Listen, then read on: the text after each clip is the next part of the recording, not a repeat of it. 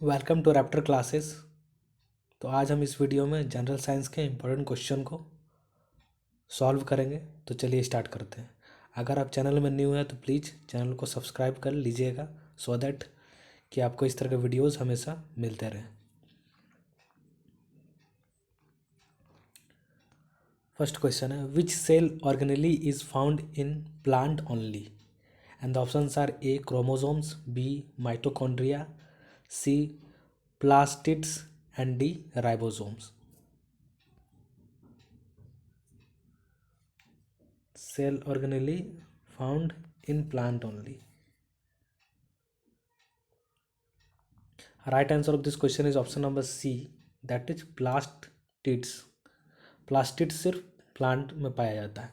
Chromosome 46 होते हैं जो कि ह्यूमन में पाया जाता है। माइटोकॉन्ड्रिया को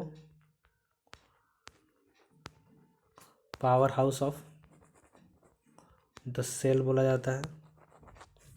राइबोसोम क्या होता है? आरएनए होता है। इसका राइट आंसर हो जाएगा सी।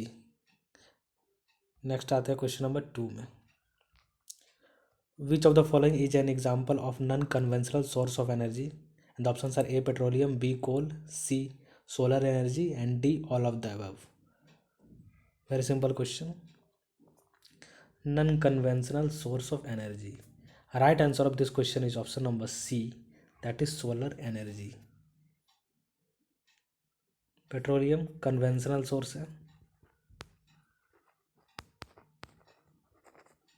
कोल भी कन्वेंशनल है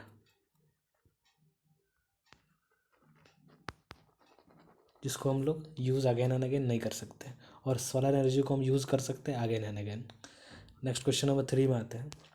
who invented printing press? And the options are A Michael Faraday, B Pascal, C Maximilian and D none of these.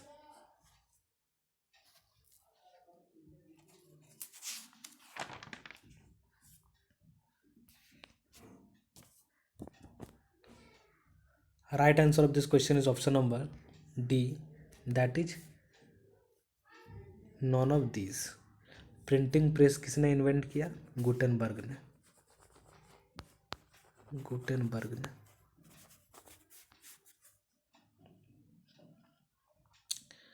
Next हम आते हैं क्वेश्चन नंबर 4 में। Convex lenses are used for correction of A long sightedness, B short sightedness, C both of the above and D none of these. Convex lenses.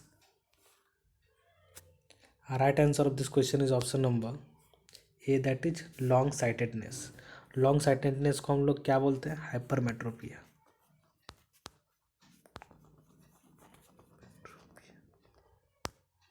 And short sightedness को हम लोग क्या बोलते हैं? Myopia. Myopia generally old age के लोगों को होता है और हाइपरमेट्रोपिया यंग लोगों को होता है। शॉर्ट साइटेडनेस के लिए हम लोग कनकेव लेंस का यूज़ करते हैं एंड लॉन्ग साइटेडनेस के लिए कॉन्वैक्स का यूज़ करते हैं। तो इसका आंसर हो जाएगा a long sightedness. Next question number 5 में आते हैं। Which acid is known as king of all acids? Very simple question. A hydrochloric acid, B sulphuric acid, C ethanoic acid and D none of this. Right answer of this question is option number B, that is sulphuric acid. Hydrochloric acid का formula क्या होता है? HCl। Ethanoic acid का CH3COOH। Next आता है question number 6 में। The advance sunrise and delayed sunset is an example of A reflection of light, B refraction of light, C total internal reflection and D none of the above.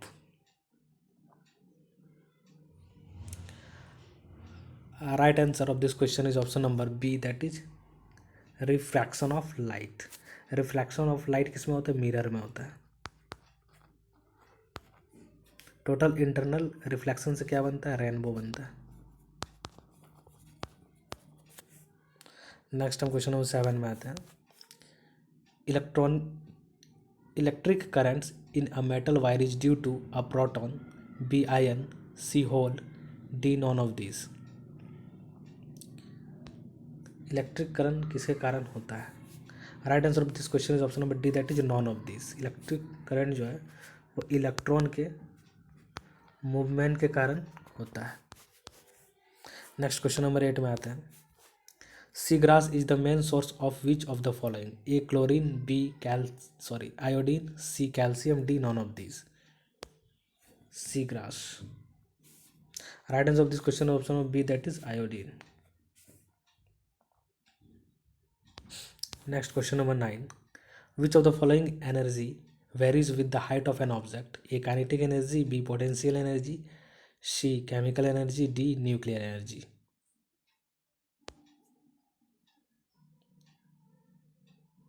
Right answer of this question is option number B, that is potential energy.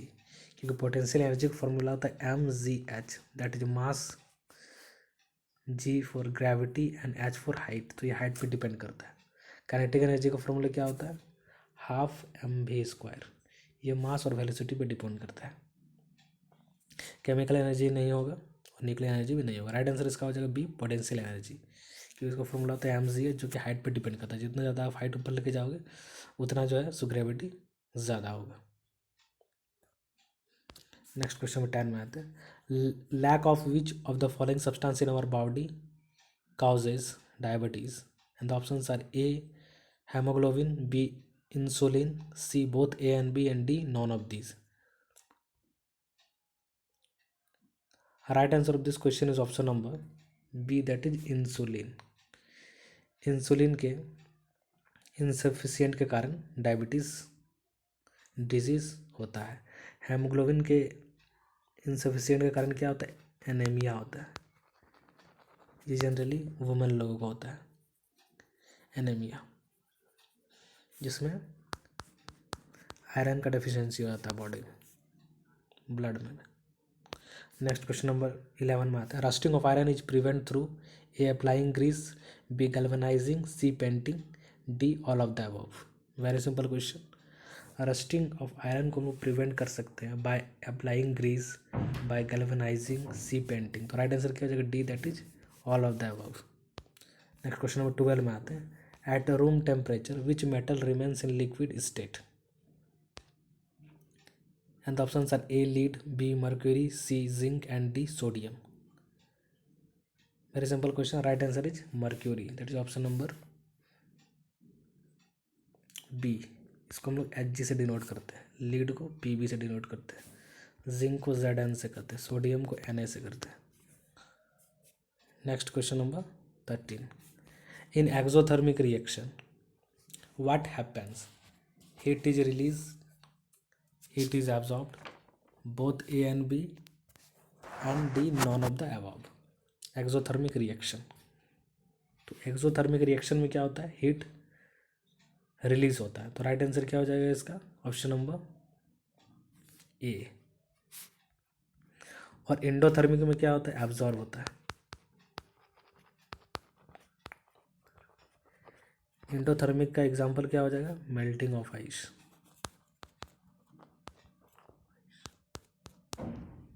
Exothermic का option क्या हो जाएगा? Burning of substance.